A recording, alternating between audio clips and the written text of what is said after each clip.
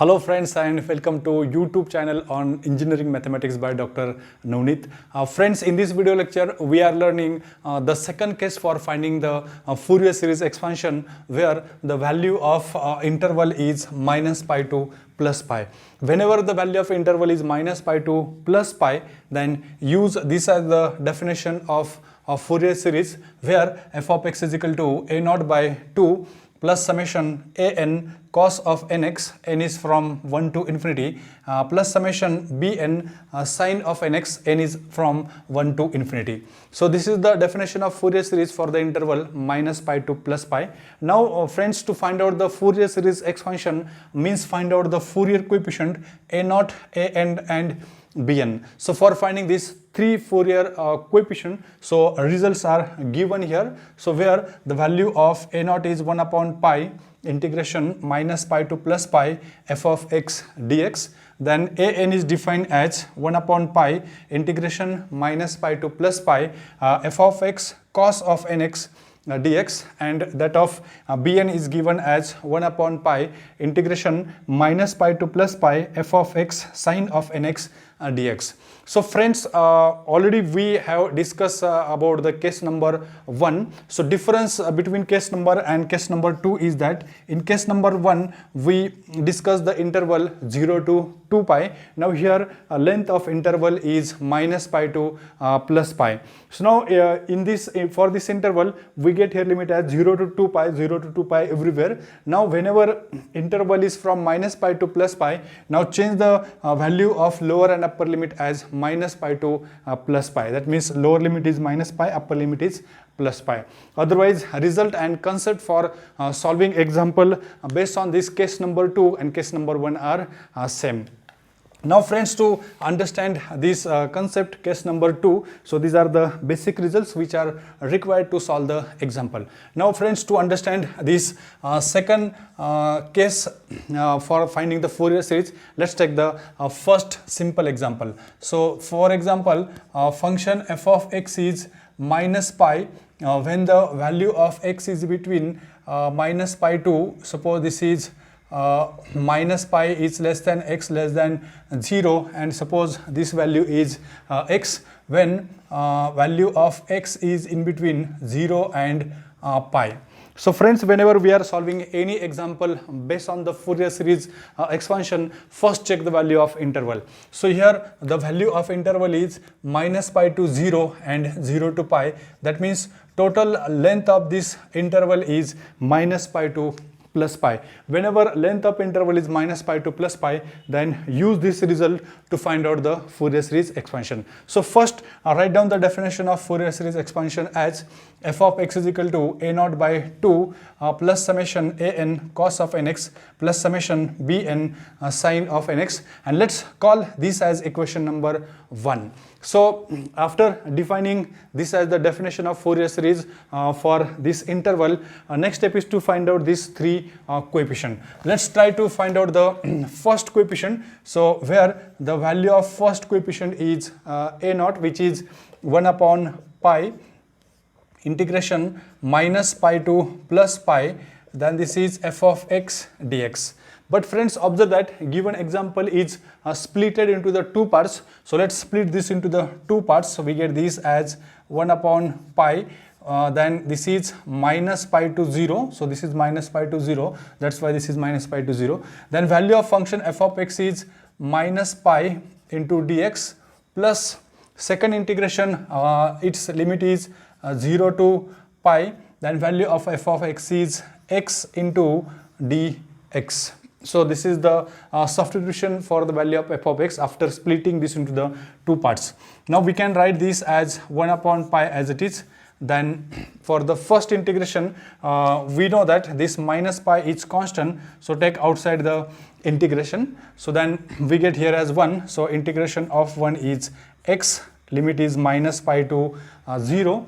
then plus integration of second term is x square by 2, its limit is 0 to pi. Then we can write this as 1 upon pi.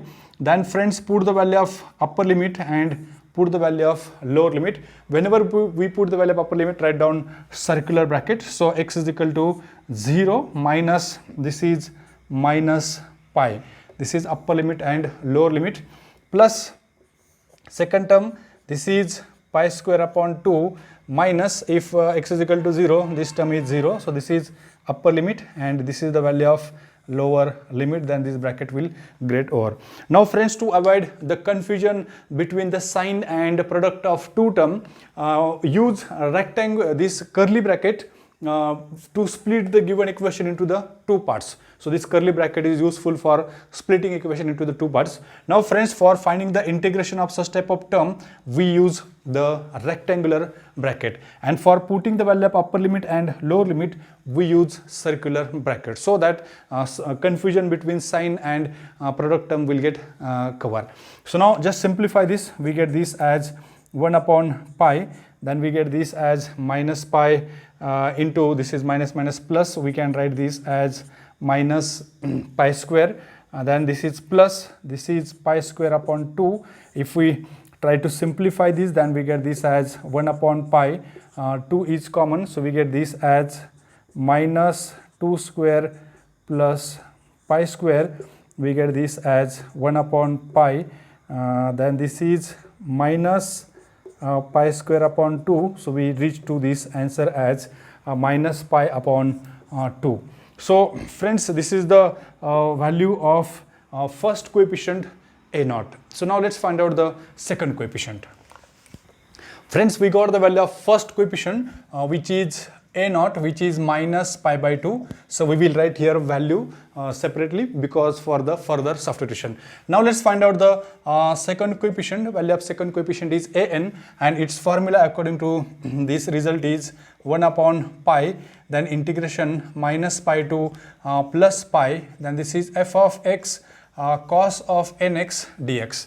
This is the result which is useful for finding the value of an. Now put the value of f of x, which is splitted into the two parts, so we can write this as 1 upon pi, then first is minus pi to 0, so value is minus pi into cos of nx dx, plus second limit is 0 to pi, we can write this as 0 to pi, value of f of x is x into, this is cos of nx dx as it is.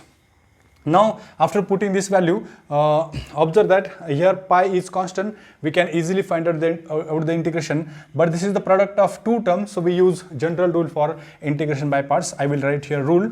So general rule for integration by parts, product of two term uv, first function integration of second minus derivative of first integration of second plus second derivative, third integration, and so on. So this generalized rule for integration by parts is useful. So we can write this as 1 upon pi, then in bracket. So for the first term, this minus pi is constant, then integration of cos term. So we know that integration of cos is sine, so we can directly write answer to this term step as sine of nx upon derivative of nx is n. So its limit is minus pi to 0 plus. So now friends, here this is the product of two term, and to find out its integration, use generalized rule for integration by parts. Call this term as u and call this term as v. Choose the value of v whose derivative vanishes as early as possible. Then we can write this as u as it is, that means x, into v1, that means integration of v, integration of cos is sine, we can write this as sine of nx upon n, first function integration of second, minus, so we can write this as minus, this is u, derivative of u means derivative of x, which is 1. Again v2 means integration of v1, so that means integration of sine term. So now then we know that integration of sine is minus cos, we can write this as minus cos of nx upon derivative of nx is n, so this n into n, we get this as n square. Now limit for this term is 0 to pi, this bracket will get over. So now in this way we use the generalized rule for integration by parts to find out the integration of this term. Now after using the generalized rule for integration by parts, put the value of upper limit and lower limit. Now here minus pi as it is, then we get this as upper limit. So upper limit is here 0. So if we put x is equal to 0, then we get this as sine of 0, and the value of sine of 0 is 0. So this first term is 0, upper limit is 0, minus if we put the value of lower limit, then we get this as sine of minus n pi, and we know that sine of minus theta is minus times sine theta, so we can write this as minus time n pi, and value of sine of n pi according to this formula is 0. That's why its lower limit is also equal to 0. Now put the value of upper and lower limit for the second integration. So now here upper limit is pi, but first term is sine. So we know that this is sine of n pi. So sine of n pi is 0. So directly we put the value of first term as 0. Then this is minus minus plus. Then if we put the value of x is equal to pi, then we get this as cos of n pi. And the value of cos of n pi is minus 1 raised to n. We write directly this as minus 1 raised to n upon n. So in this way we get the value of upper limit, minus put the value of lower limit. So friends, here lower limit is 0. So whenever lower limit is 0, concentrate on x. X is equal to 0, 0 into something is 0. So this first term is 0. Now again this is minus minus become plus. Then if we put x is equal to 0, then this is cos of 0. Then the value of cos of 0 is 1. We can write this as 1 upon n square. Then this bracket will get over. This bracket also will get over. Now first simplify this. We get this as 1 upon pi. Then so this total term is 0. Then we get here as minus 1 raised to n upon n minus 1 upon n square. So after simplifying this term. So now for, friends, here we can write this step as, so here some mistake is happening. So this term is minus 1, this is also n square, because this if we put the value of upper limit 0, this term is 0, this is minus minus plus, then this is minus 1 raised to n upon this is n square. So now this step is n square. If we take the term n square common, then we write this as 1 upon pi n square. Then in bracket we get this as minus 1 raised to n minus 1. So this is the value of an. Similarly, find out the value of bn. So for our simplicity, we write here value of an as 1 upon pi n square, then minus 1 raised to n minus 1. So for further substitution, I write this value here. Now next step is to find the value of next coefficient. So next coefficient is bn. So difference between an and bn is that only replace cos by sine. So if we try to find the value of bn, then only change in this result is 1 upon pi integration minus pi to plus pi f of x sine of nx dx. Now put the value of f of x, which is split into the two parts. This is the first part and this is the second part. Only replace cos by sine term. Here also replace cos by sine term. We get this as sine of nx dx. Now just simplify this term or find the integration of first and second term. So now to find the integration of first term, it is easy because we got the single term. Now for finding the integration of second term, this is the product of two term. We use general rule for integration by parts. So I will write here. So this is 1 upon pi as it is. Then for this first integration, minus pi is constant.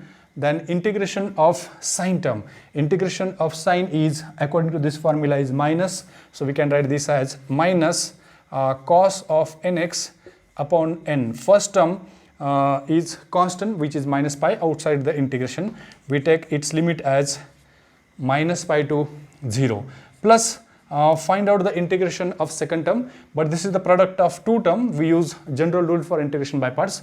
Let's call this as u and call this as v term. So u as it is, that means x. v1 means integration of v, integration of sine is minus cos. We can write this as minus cos of nx upon n, first function integration of second, then minus sine, derivative of u is u dash, so derivative of x is 1, then v2 means integration of v1, this is the value of v1, its integration of cos is sine, so this minus as it is, into sine of nx upon derivative of nx is n, so this n into n, we get this as n square, then its limit is 0 to pi as it is. Now after putting after finding the integration of first and second term, we get such type of equation. Now friends, after finding the integration of this step, let's put the value of upper and lower limit. So we get this as 1 upon pi, then this minus pi as it is, then put the value of upper limit, so this is minus sine as it is, then this is cos of 0, so value of cos of 0 is 1, we write this as 1 upon n, so this is upper limit minus lower limit is minus pi, so we get this as minus, then this is cos of minus pi, that means we get this as cos of minus n pi, and which is same as cos of n pi, and value of cos of n pi according to this formula is minus 1 raised to n, again this n as it is. So this is the value of upper limit and lower limit for the first term.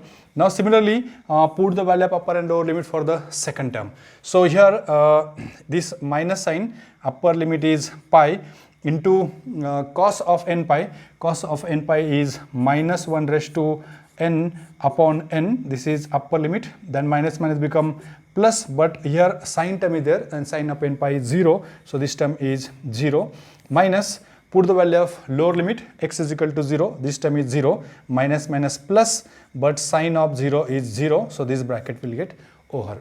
So in this way we put the value of upper and lower limit. While putting the value of upper and lower limit, use this result. So now we write this as 1 upon pi, then this become minus plus, this is pi upon n, this is minus plus, again this is minus pi minus 1 raised to n upon n, then again this is minus pi minus 1 raised to n upon n. So in this way we get the expansion of this term. So now friends, this term this step is repeated twice, and 1 upon n is common as well as pi is common from numerator. We write this as pi upon pi n, then remaining term is 1 minus, this term is repeated twice, we can write this as 2 times minus 1 raised to n. So friends, this is the value of third coefficient bn. Now put all the value of a0, an and bn in equation number 1. Friends, if we put the value in equation 1, then this equation 1 become, so this is split into the two parts, so we keep f of x as it is, then value of a0, we know that a0 is minus pi by 2, so we can write this as minus pi by 2 upon 2, we get this as 4, plus we get this as n is equal to 1 to infinity, then put the value of an is 1 upon pi n square, then in bracket we get this as minus 1 raised to n minus 1 into cos of nx, plus put the value of second summation, so which is bn sine of nx. So this is the value of bn, so this pi will get cancel, so this is 1 upon n, in bracket we get this as 1 minus 2 minus 1 raised to n into sine of nx. So friends, in this way we get the required Fourier series expansion for the function f of x is equal to minus pi and x. So this is the first example which is related to the interval minus pi to plus pi. Now let's take the second example. Now friends, let's solve the second example. Now second example is find the Fourier series expansion for the term f of x is equal to e raised to x in the interval minus pi is less than x, minus pi is less than x less than pi. So this example is important. So this example is asked in the many question paper. So value of f of x is e raised to x, where x is lies between minus pi to plus pi. Now friends, observe that here the value of interval is minus pi to plus pi. Now this definition for Fourier series is applicable. So let's call f of x is equal to a naught by 2 plus summation a n cos of nx plus summation b n sin of nx, and call this as equation number 1. To find out the Fourier series means find out the value of a naught, a n and b n. So let's try to find the 1 by 1 coefficient. So a naught is equal to 1 upon pi integration minus pi to plus pi f of x dx. Put the value of f of x, we get this as 1 upon pi, this is minus pi to plus pi e raised to x dx, so which is 1 upon pi, then integration of e raised to x is e raised to x, its limit is minus pi to plus pi, we write this as 1 upon pi, then this is e raised to pi minus lower limit is minus pi, so minus. So if we try to adjust this term, then we get this as 1 upon pi, then this is e raised to pi minus e raised to minus pi. If we divide by 2, then this become hyperbolic sine function. So we divide by 2, then multiply by 2. So we get this as 2 upon pi into this is sine h of pi, because this is the standard formula for sine h of x, which is e raised to x minus e raised to minus x upon 2. So this formula is applicable. So this is the value of first coefficient a naught. Friends, for our simplicity purpose, we will write the value of a naught here. So a naught is 2 upon pi into sine h pi. Now let's find out the second coefficient. So value of second coefficient is a n, which is 1 upon pi, then integration minus pi to plus pi f of x, this is cos of nx dx. Now put the value of f of x. If we put the value of f of x, then we get this as 1 upon pi integration minus pi to plus pi. Value of f of x is e raised to x, then this is cos of nx dx. So now friends, here this is the product of two term. So to find out the integration of product of two term, generally we are using the generalized rule for integration by parts. But for this generalized rule for integration by parts, so choose the value of u whose derivative vanishes as early as possible. But here derivative of e raised to x as well as cos of x is not 0 after finite number of steps. That's why the generalized rule for integration by parts is not applicable.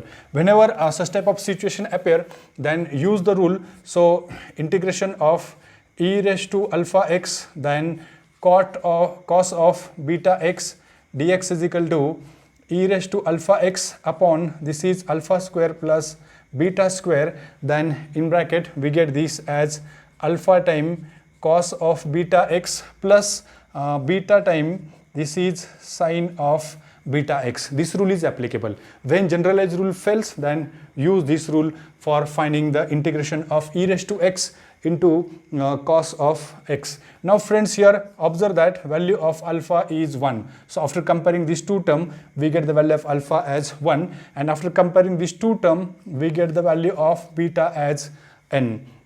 Now use this formula, we get this as 1 upon pi, then bracket, we get this as e raised to alpha x, that means this is e raised to x upon alpha square, which is 1 square plus beta square, means n square, then in bracket we get this as alpha, which is 1 into cos of beta, that means cos of nx, plus beta means n into this is sine of nx, this is over, this term is over, and its limit is minus pi to plus pi.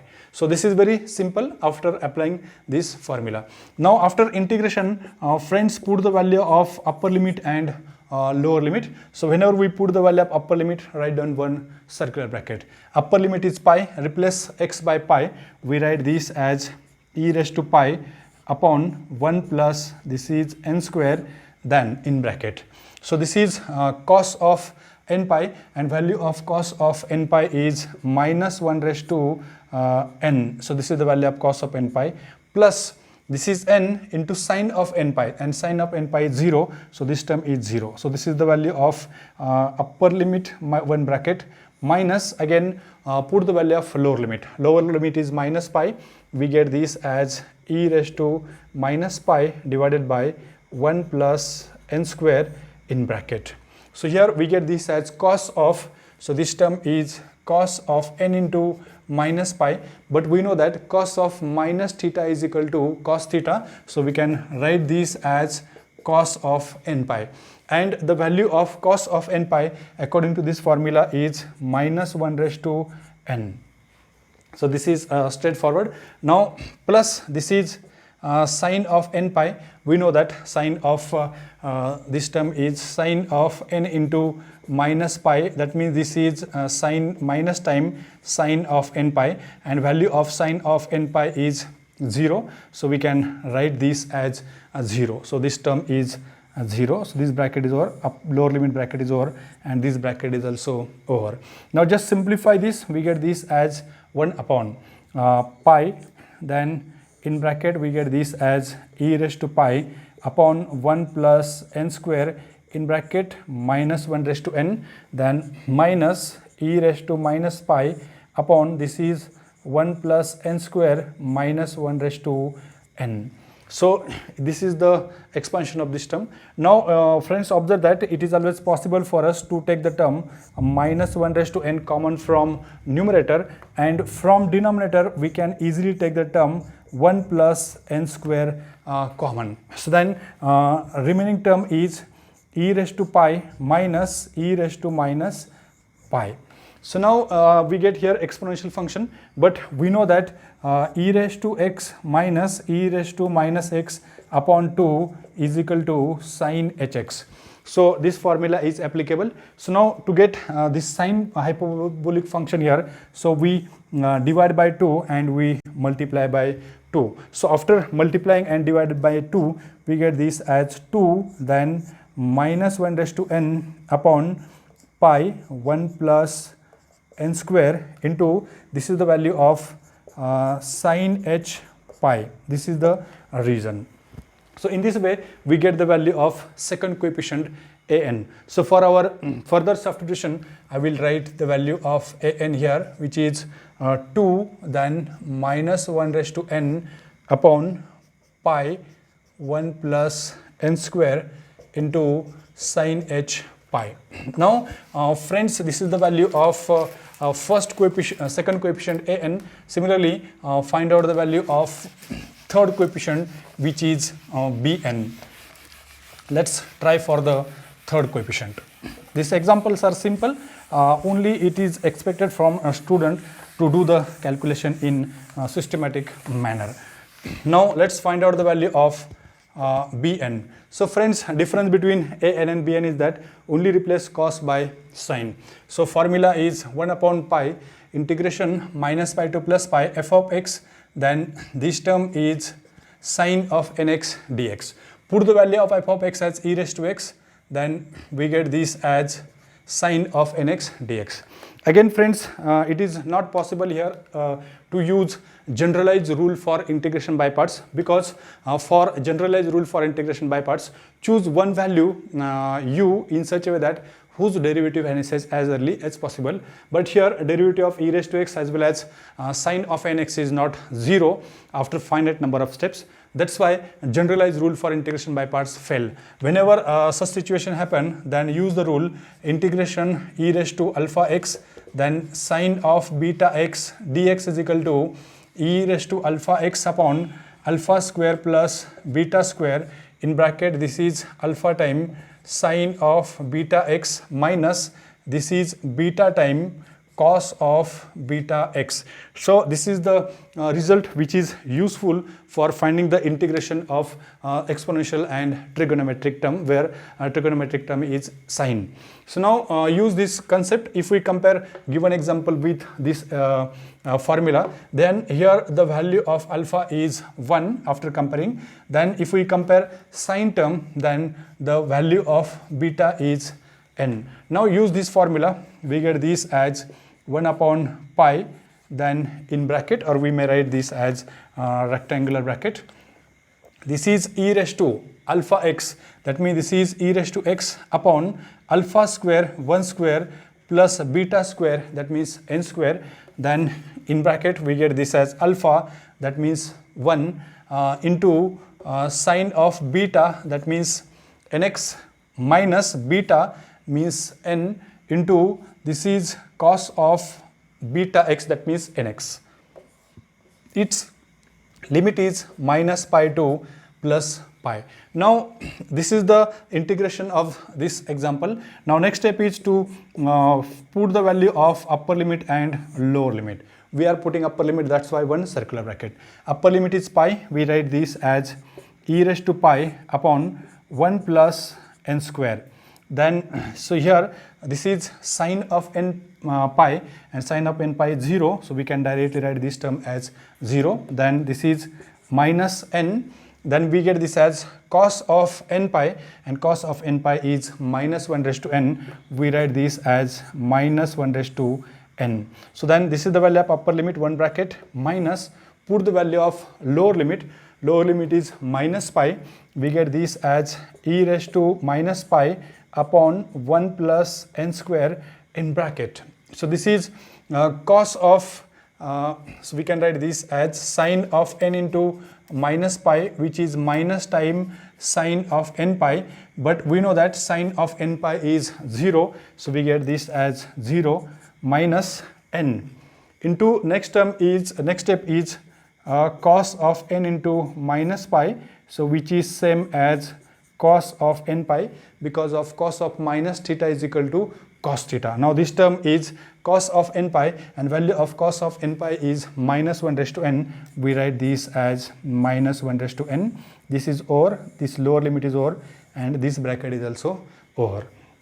Now just simplify this, which is 1 upon pi, then this is e raised to pi upon 1 plus n square, then this is minus n minus 1 raised to n, first term, minus this is e raised to minus pi upon 1 plus n square, then this is minus n minus 1 raised to n. So this is the simplification of this step. Now friends, observe that in numerator we can take the term minus n minus 1 raised to n common. Again from denominator it is possible for us to take the term 1 plus n square common. Then remaining term is e raised to pi minus this is e raised to minus pi. Again we know that so value of hyperbolic sine x is equal to e raised to x minus e raised to minus x upon 2. So if we wish to apply this formula, then here we get numerator term only divide by 2. So if we multiply and divide by 2, then we get this as minus 2.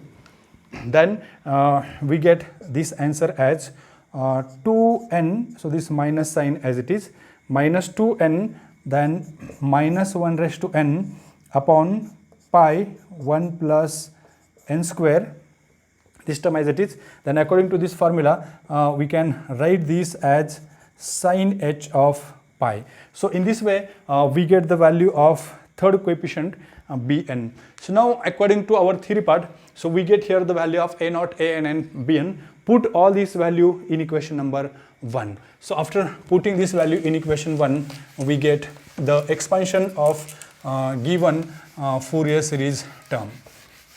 Just do the substitution here.